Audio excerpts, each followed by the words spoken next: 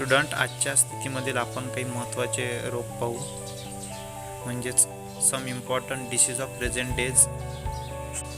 Mosquitoes lay the eggs in water lock places and thereby their population increases. म्हणजेच जे log water आहे, म्हणजे जे साचलेलं जे पाणी आहे, त्यामध्ये हे मॉस्किटो जे आहेत ते अंडे घालतात आणि त्यामुळे त्यांना पोषक वातावरण मिळते व त्यांची जी संख्या आहे, म्हणजेच पॉप्युलेशन इन्क्रीजेस, त्यांची जी संख्या आहे ही खूप झपाट्याने वाढते. आणि different species of mosquito spread different diseases, आणि त्यांचे जे विविध प्रजाती आहेत ते विविध प्रकारचे रोग पसरवतात. त्यानंतर dengue is spread by Aedes aegypti. This disease is caused by डेन14 virus belonging to type of the flavivirus. म्हणजेच डेंग्यू हा जो रोग आहे तो ॲडिस इजिप्ती नावाचा जो डास आहे त्यामार्फत फैलते आणि हा फ्लेव्हिव्हायरस डेन14 या व्हायरसमुळे होतो. त्याचे काही खाली दिलेले सिम्पटम्स आहेत. त्यामधील पहिलं acute favour and headache vomiting. म्हणजेच यामध्ये तीव्र ताप व तीव्र डोकेदुखी तसेच उलट्या होतात.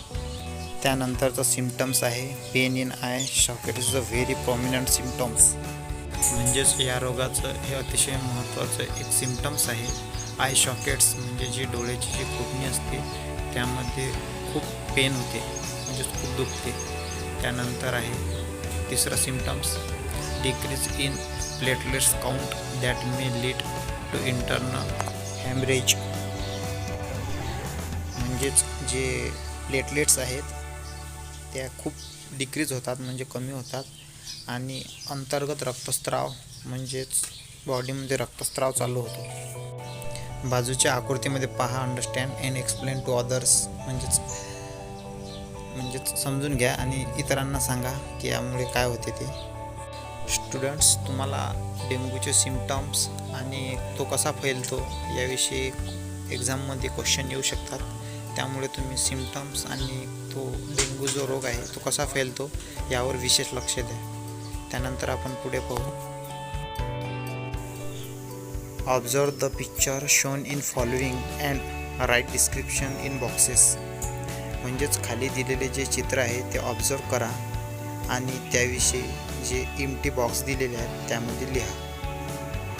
त्यानंतर पहा collect information which measure are taken from mosquito control by gram panchayat, municipal council, municipality of your area. म्हणजेच तुमच्या एरियामध्ये ग्रामपंचायत आणि म्युन्सिपल काउन्सिल जे आहे ते डासाचा बंदोबस्त करण्यासाठी काय उपाययोजना करते ते सांगा. त्यानंतर पुढे do you know malaria spread by female Anopheles while elephantiasis by female Culex. Anopheles and Aedes grow in clean water while Culex in dirty sewage water. म्हणजेच मलेरियाचा प्रसार हा ॲनाफिलियस डासाच्या मादीमुळे होतो आणि एलिफेंटियासिस नावाचा जो रोग आहे तो क्युलेक्स या डासाच्या मादीमुळे होतो. एलिफेंटियासिस म्हणजेच हत्ती रोग. तसेच एडिस नावाचा जो डास आहे तो क्लीन वॉटरमध्ये म्हणजे स्वच्छ पाण्यात होतो आणि क्युलेक्स नावाचा जो डास आहे तो डर्टी सेवेज वॉटर तिथे असतो, म्हणजे जे खराब साचलेलं जे पाणी आहे तेथे क्युलेक्स नावाचा डास असतो. त्यानंतर पहा swine flu reason of infection. म्हणजेच स्वाईन फ्लू हा कसा फैलतो त्या फैलण्याचे कारण. त्यामध्ये पहा infection for swine flu occurs through pigs and humans. म्हणजेच स्वाईन फ्लू हे जे इन्फेक्शन आहे हे डुकरांमुळे तसेच माणसांमुळे सुद्धा पसरते. त्यानंतर पहा viruses of swine flu are spread through secretion of nose, throat and saliva. म्हणजेच जो स्वाईन फ्लूचा जो व्हायरस आहे तो नाकातून तसेच गळ्यातून आणि जे रोग्याची सलायवा असते त्यामधून स्प्रेड होतो. त्यानंतर symptoms of swine flu difficulty in breathing, sore throat, body pains म्हणजेच श्वास घेण्यास त्रास होतो आणि जो आपला गळा आहे तो सोअर होतो आणि बॉडी पेन करते, म्हणजेच अतिशय शरीर जे आहे ते खूप दुखते. त्यानंतर पहा diagnosis of swine flu. For diagnosis of swine flu, liquid from throat of patient is sent in laboratory. Diagnostic facilities are available in National Institute of Virology NIV Pune and National Institute of Communicable Disease NICD Delhi. म्हणजेच swine फ्लूच्या जे तपासणी आहे त्याचे जे निदान करायचे आहे त्यासाठी जे थ्रॉटमध्ये जे लिक्विड असते, म्हणजे जो रोगी आहे त्याचे जे गळ्यामध्ये जे लिक्विड असते ते लॅबोरेटरीमध्ये पाठवावे लागते आणि तेथे त्याची टेस्ट केली जाते. Diagnosis facility available in national institute of virology NIV आणि जी फॅसिलिटीज आहे या रोगाच्या निदानासाठी ती NIVमध्ये आहे पुणे येथे आणि दिल्ली येथे सुद्धा आहे NICD म्हणजेच national institute of communicable disease येथे. त्यानंतर पहा do you no first case of swine flu was reported in Mexico in 2009. Swine flu is caused by the virus influenza A H1N1. Person who come in contact with pigs can contact this disease. म्हणजेच swine फ्लूची जी केस आहे ते 2009मध्ये Mexico येथे सापडली आणि swine flu हा रोग influenza AH1N1 या व्हायरसमुळे होतो. तसेच हा जो रोग आहे हा अशा व्यक्तींना होतो की ज्याचा कॉन्टॅक्ट पिग्ससोबत येतो. त्यानंतर पहा ॲक्वायर इम्युनो डिफिशियन्सी सिंड्रोम म्हणजेच AIDS. This disease is cause by HIV human immunodeficiency virus. In this disease, victims suffer from various diseases due to progressive weakening of natural immunity. Diagnosis of AIDS cannot be confirmed without test in medical laboratories. ELISA test is used for its proper diagnosis. Symptoms of AIDS are person specific. म्हणजेच AIDS हा रोग HIV या व्हायरसमुळे होतो. HIVचा long form आहे human इम्युनोडिफिशियन्सी virus. हा रोग झाल्यामुळे मानवाला विविध प्रकारचे रोग होतात व मानवाची जी इम्युनिटी सिस्टीम आहे ती लॉस होते. या रोगाचे निदान करण्यासाठी लॅबोरेटरीमध्ये टेस्ट करावी लागते. त्याची जी टेस्ट आहे ती आहे एलिसा. त्यानंतर पहा 2 बॉक्स दिलेले आहेत. एकामध्ये आहे ऑलवेज रिमेंबर आणि दुसऱ्यामध्ये आहे do you know. Always remember म्हणजेच नेहमी ध्यानात असू द्या. त्यामध्ये AIDS does not occur due to touching and sharing the food with HIV infected person or by nursing the HIV patient. म्हणजेच HIV हा जो रोग आहे तो अशा रोग्याला टच केल्यामुळे पसरत नाही किंवा त्याच्यासोबत जेवण केल्यामुळे सुद्धा पसरत नाही आणि त्याची नर्सिंग केल्यामुळे सुद्धा हा रोग पसरत नाही. त्यानंतर our behavior with HIV infected person must be normal. म्हणजेच अशा रोग्यासोबत आपले जे वर्तन आहे ते नॉर्मल असायला पाहिजे. म्हणजेच आपला जो व्यवहार आहे अशा रोग्यासोबत सर्वसामान्य व्यवहार असायला पाहिजे. त्यानंतर पहा डू यू नो म्हणजे तुम्हाला हे माहीत आहे का. HIV was first reported in an African species of monkeys.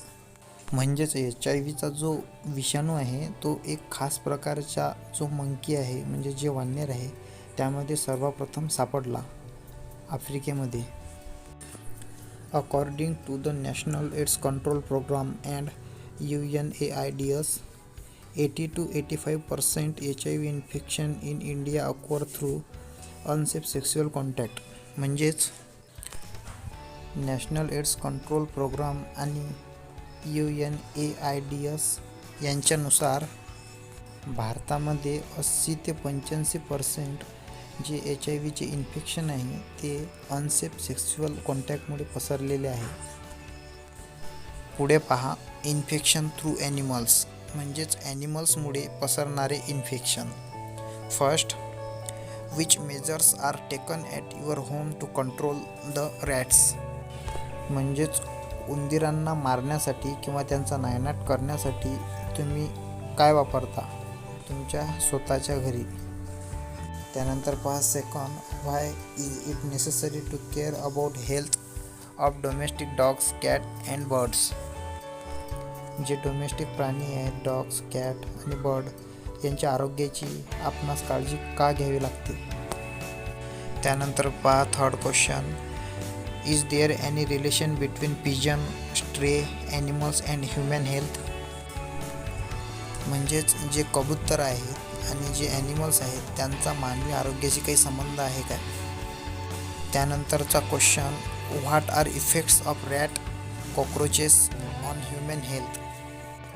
Rat आणि कॉक्रोचेस यांचा मानवी आरोग्यावर काही परिणाम होतो का.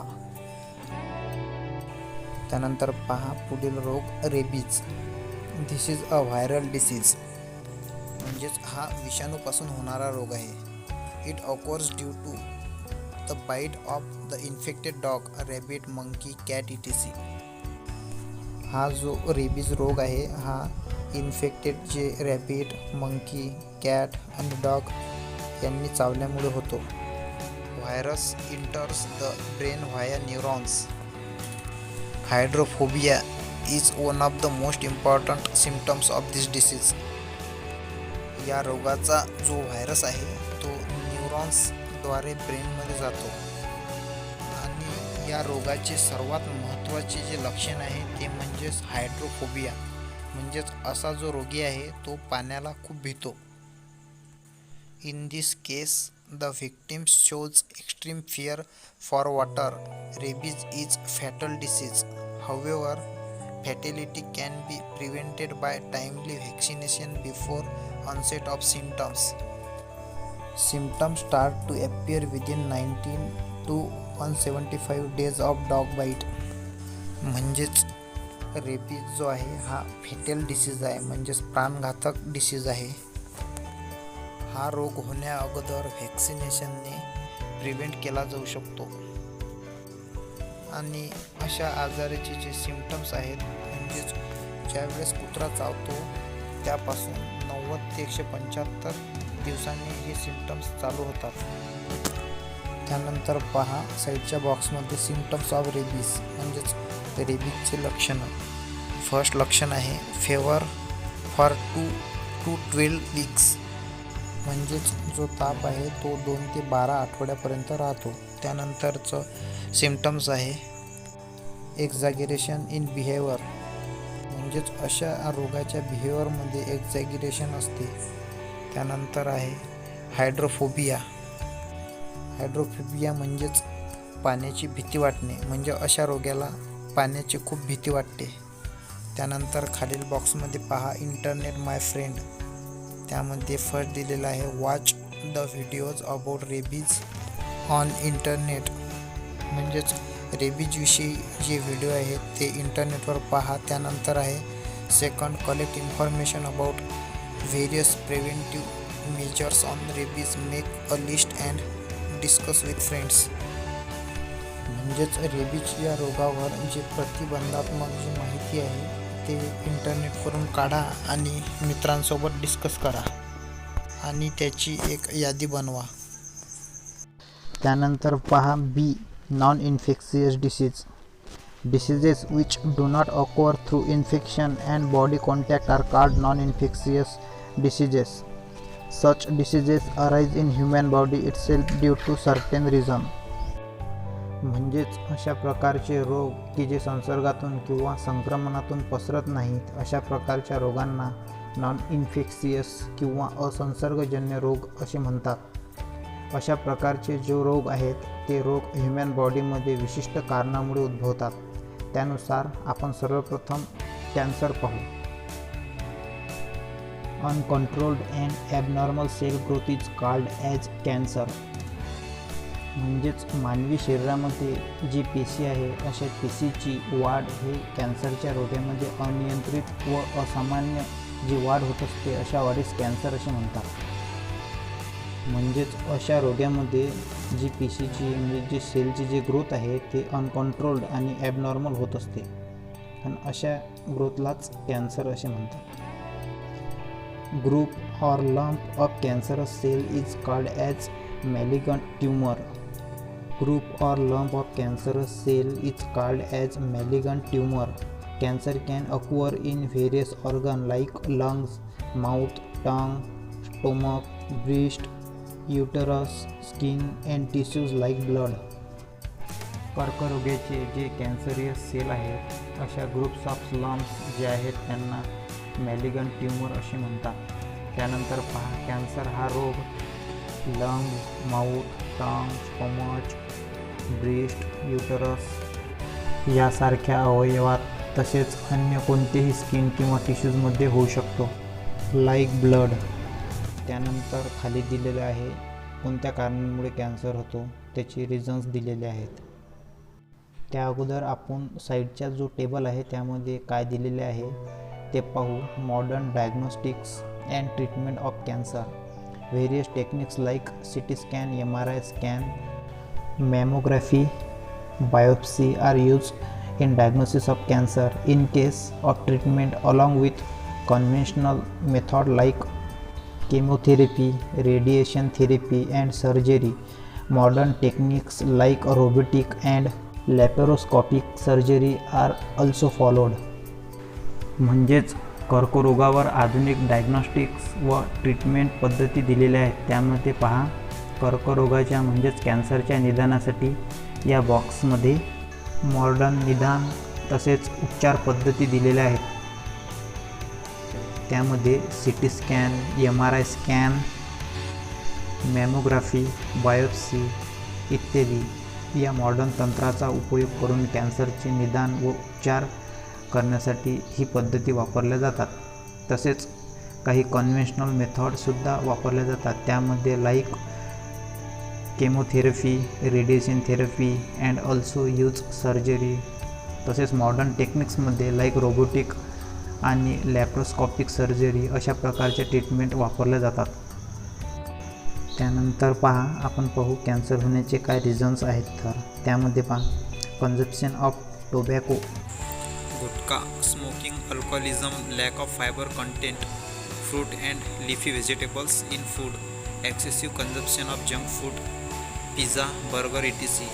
are some of the many possible reasons. Heredity may also be a reason. जास्त प्रमाणामध्ये कन्झप्शन ऑफ टोबॅको, गुटखा, स्मोकिंग आणि अल्कोहोल घेणे हे जर जास्त प्रमाणात असले तर हे एक महत्त्वाचे कॅन्सर होण्याचे रिझन आहे. तसेच lakh of fibre content in food, तसेच एक्सेसिव्ह कन्झप्शन म्हणजे जास्त प्रमाणामध्ये जंक फूड खाल्ल्याने होते. त्यामध्ये पिझ्झा आणि बर्गर हे आहेत. अशा प्रकारची अनेक कारणे असू शकतात. आणि त्यानंतर heredity may also be a reason, म्हणजेच अनुवांशिकता म्हणजेच हेरिडिटी हे सुद्धा एक कारण असू शकते. त्यानंतर पहा, खाली दिलेलं आहे सिम्पटम्स म्हणजेच लक्षणं. त्यामध्ये फर्स्ट आहे chronic cough, hoarse voice, difficulty in solving म्हणजेच दीर्घकालीन खोकला, तसेच आवाज चेंज होतो म्हणजेच हॉर्स व्हॉइस होते. आणि त्यानंतर गिळताना अशा रोग्याला त्रास होतो, हे त्याचं पहिलं लक्षण आहे. त्यानंतर सेकंड पहा, इनक्युरेबल स्कॅर अँड इन्फ्लॅमेशन म्हणजेच उपचार करूनही स्कार आणि इन्फ्लॅमेशन बरं न होणे. त्यानंतरचं लक्षण पहा, लम्प्स इन ब्रेस्ट म्हणजेच ब्रेस्टमध्ये बारीक बारीक गाठी होतात. त्यानंतरचं लक्षण आहे अनएक्सप्लेन्ड वेट लॉस म्हणजेच कोणतेही कारण नसताना अशा रोग्याचे वेट लॉस होते. साईडच्या टेबलमध्ये पहा, ऑलवेज रिमेंबर म्हणजेच नेहमी लक्षात असू द्या. Control diet help to prevent some types of cancers. Physical exercise along with modern treatment is more beneficial to cure the cancer. Avoid addiction like tobacco, chewing, smoking etc. म्हणजेच कधीकधी आहारावर योग्य नियंत्रण ठेवल्यास काही प्रकारच्या कॅन्सरपासून आपणास संरक्षण मिळते. तसेच कर्करोगावर आधुनिक उपचाराबरोबर जर एक्सरसाइज केला तर त्यामुळे अशा रोग्याला जास्त फायदा होतो. तसेच तंबाखू, स्मोकिंग अशा व्यसनांच्या आहारी जाऊ नये इत्यादी. त्यानंतर खाली पहा discuss the control of cancer and prefer poster for the displaying in classroom. म्हणजेच कर्करोगावर कसा प्रतिबंध करावे यावर डिस्कस करून पोस्टर बनवा व ते पोस्टर वर्गात लावा. त्यानंतरचा रोग आहे diabetes. The hormone insulin produce in pancreas control the level of sugar glucose in blood. If insulin is secreted in low quantity, glucose level cannot be controlled. His disorder is called as diabetes. म्हणजेच पॅन्क्रियासमध्ये निर्माण होणारे जे insulin आहे ते संप्रेरक रक्तातील ग्लुकोजच्या प्रमाणावर नियंत्रण ठेवते. जर इन्सुलिनचे प्रमाण कमी झाले म्हणजेच इन्सुलिनचे सिक्रेशन लो प्रमाणात झाले तर जे ग्लुकोजचे प्रमाण आहे ते कंट्रोल केले जाऊ शकत नाही आणि असे ज्या वेळेस घडते त्या डिसऑर्डरला डायबिटीज म्हणतात, म्हणजेच मधुमेह असे म्हणतात. त्यानंतर पहा symptoms which cannot be ignored. Frequent urination at night, increase obesity or weight loss. म्हणजेच अशा लक्षणांवर इग्नोर करू नका, म्हणजेच दुर्लक्ष करू नका. त्यामध्ये रात्रीच्या वेळेस वारंवार लघवीला जाणे, तसेच ओबेसिटी आणि वेट लॉस होणे म्हणजेच अतिलठ्ठपणा, तसेच वजनामध्ये खूप घट होणे हे 2 सिम्पटम्स आहेत. त्यानंतर रिझन्स फॉर डायबिटीज म्हणजे कारणं कोणती आहेत, कशामुळे डायबिटीज होतो हे दिलेलं आहे. त्यामध्ये हेरेडिटी म्हणजे अनुवांशिकता, त्यानंतर ओबेसिटी म्हणजेच खूप जास्त लठ्ठपणा, तसेच लॅक ऑफ फिजिकल एक्सरसाइज म्हणजे कोणत्याही प्रकारचा व्यायाम न करणे, तसेच मेंटल स्ट्रेस म्हणजे मानसिकरित्या कोणता तरी ताण असणे. हे डायबिटीज होण्याचे काही रिझन्स आहेत. पहा त्यानंतर काही प्रिव्हेंटिव्ह मेजर्स दिलेले आहेत. त्यामध्ये फॉलोइंग द प्रॉपर डाएट म्हणजेच योग्य ते जेवण करावे. Medicine and exercise under the supervision of doctor help to keep the diabetes under the control. म्हणजेच डॉक्टरच्या सल्ल्याने काही मेडिसिन तसेच व्यायाम म्हणजेच एक्सरसाइज करावा, त्यामुळे जे डायबिटीज आहे त्यामध्ये कंट्रोल होईल. त्यानंतर पुढे पहा डू यू नो म्हणजेच तुम्हाला माहीत आहे का, India has largest number of diabetes patient in the world. म्हणजे जगामध्ये इंडिया हा सर्वात जास्त डायबिटीजचे पेशंट असलेला देश आहे. At present approximately 7 crore diabetes patient are present in the country. म्हणजेच आताच्या वेळेला इंडियामध्ये 7 करोड डायबिटीजचे पेशंट आहेत. त्यानंतर पहा साईडच्या बॉक्समध्ये इंटरनेट माय फ्रेंड म्हणजेच इंटरनेट माझा मित्र. Watch the various video giving information about diabetes on internet. म्हणजेच इंटरनेटवर असे व्हिडिओ पहा की जे डायबिटीजविषयी माहिती देत असतील. त्यानंतर पहा note important information and present it in the class using MS PowerPoint presentation. म्हणजेच महत्त्वाची माहिती जी आहे डायबिटीजविषयी ते नोट करा आणि क्लासरूममध्ये MS PowerPointच्या सहाय्याने प्रेझेंट करा. त्यानंतरचा आपण रोग पाहणार आहोत heart diseases. Efficiency of the heart decreases due to decreased blood supply and thereby oxygen and nutrient supply to the heart muscle. Due to this, heart has to perform more work that leads to stress on it. This may cause heart attack. If someone has heart attack, immediate consultation of doctor and treatment is necessary. म्हणजेच हृदयाची जी efficiency आहे ते हृदयांच्या स्नायूंना रक्ताचा व oxygen व पोषक द्रव्यांचा पुरवठा अपुरा पडल्याने इफिशियन्सी कमी होते. यामुळे हृदयाला जास्त कार्य करावे लागते. त्यामुळे ताण येऊन हार्ट अटॅक येऊ शकतो. असे घडल्यास त्वरित डॉक्टरांचा सल्ला व मेडिसिन घेणे खूप आवश्यक आहे. वन शुड नॉट इग्नोर देज सिम्पटम्स. म्हणजेच अशा लक्षणाकडे दुर्लक्ष करू नका. सेवर चेस्ट पेन म्हणजेच छातीत खूप वेदना होणे. Pain in shoulder, neck and arms म्हणजे शोल्डरमध्ये आणि मानेत तसेच हातामध्ये पेन असणे. त्यानंतर पहा क्रॅम्प्स इन हँड म्हणजे हातामध्ये क्रॅम्प्स येणे. त्यानंतर अनइझीनेस आणि ट्रिमर म्हणजेच अशा व्यक्तीला अस्वस्थ वाटते तसेच तो थरथर कापतो. त्यानंतर पहा रिझन्स ऑफ हार्ट अटॅक म्हणजेच हार्ट अटॅकची काही कारणं आहेत ते. त्यामध्ये सर्वप्रथम आहे स्मोकिंग म्हणजेच धूम्रपान करणे. त्यानंतर आहे अल्कोहोलिझम म्हणजेच मद्यपान करणे. व त्यानंतर आहे डायबिटीज म्हणजेच मधुमेह, हायपर टेन्शन म्हणजेच उच्च रक्तदाब, ओबेसिटी म्हणजेच लठ्ठपणा, तसेच लॅक ऑफ फिजिकल एक्सरसाइज म्हणजे कोणत्याही प्रकारचा एक्सरसाइज नसणे, आणि हेरिडिटी म्हणजेच अनुवांशिकरित्यासुद्धा हा हार्ट अटॅक होऊ शकतो. त्यानंतर आहे मेंटल स्ट्रेस म्हणजेच मानसिक ताण असतो.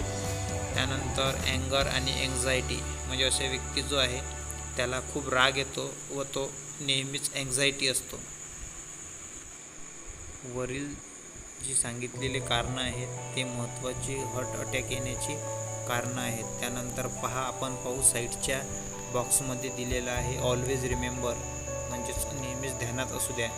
त्यामध्ये पहा each disease has specific scientific reason. Disease do not occur due to divine curse or hating by anyone. Disease can be cured by proper medical treatment and not by chanting mantras or performing magic tricks. म्हणजेच कोणत्याही डिसीजला विशिष्ट असे scientific reason असते. रोग हे कोणतेही divine कर्स म्हणजेच दैवी शक्ती किंवा हेटिंग बाय एनीवन म्हणजेच कोणत्याही व्यक्तीचा राग केल्याने डिसीज होत नसतो. रोग हा योग्य त्या मेडिकल ट्रीटमेंटनेच बरा केला जाऊ शकतो आणि कोणत्याही प्रकारच्या चॅन्टिंग मंत्राज म्हणजेच मंत्र मारणे किंवा जादूटोणा यामुळे बरे होत नाहीत. म्हणजेच प्रॉपर मेडिकल ट्रीटमेंटनेच असे रोग बरे केले जाऊ शकतात. साईडच्या चार्टमध्ये पहा हार्ट डिसीज जो आहे त्याची कोणकोणत्या प्रकारे ट्रीटमेंट केली जाते. त्यामध्ये सर्वप्रथम आहे एन्जिओप्लॅस्टी. तसेच दुसऱ्या बॉक्समध्ये दिलेले आहे बायपास सर्जरी व साईडच्या बॉक्समध्ये आहे ओपन हार्ट सर्जरी. खाली आहे इन्स्टॉलेशन ऑफ पेसमेकर. त्यानंतर आहे इन्स्टॉलेशन ऑफ स्टेंट्स. त्यानंतर हार्ट ट्रान्सप्लांट. अशा उपचार पद्धती आहेत. त्यानंतर साईडचा बॉक्स पहा always remember first aid for heart disease म्हणजेच नेहमी लक्षात ठेवा. आणि प्रथम उपचार जो आहे हार्ट डिसीजचा यामध्ये दिलेला आहे. म्हणजे हार्ट अटॅक आल्यानंतर काय करायला पाहिजे हे दिलेलं आहे. First call 108 for ambulance. सर्वप्रथम आपण ॲम्ब्युलन्सला कॉल करा 108 या क्रमांकावर. त्यानंतर पहा check the consciousness of patient by shaking the shoulders म्हणजेच अशा रुग्णाचे खांदे हलवून तो कॉन्शियस आहे का हे पहा. त्यानंतर पहा keep the patient laying on the back in horizontal position on hard surface and perform compression only life support. In this press the center of thorax for at least 30 times at the rate of 100 to 120 stroke per minute. म्हणजेच अशा रुग्णाला सर्वप्रथम कडक पृष्ठभागावर झोपवून त्या रुग्णाच्या चेस्टवर दाब द्या. हे आपण छातीवर जो दाब देतो त्या पद्धतीला COLS म्हणजेच कॉम्प्रेशन ओनली लाईफ सपोर्ट असे म्हणतात. या पद्धतीमध्ये एका मिनिटला 100 ते 120 दाब 30 वेळा छातीच्या बरोबर मधामध्ये दाबावे लागते. Students, if you like this, please share and subscribe. Thank you.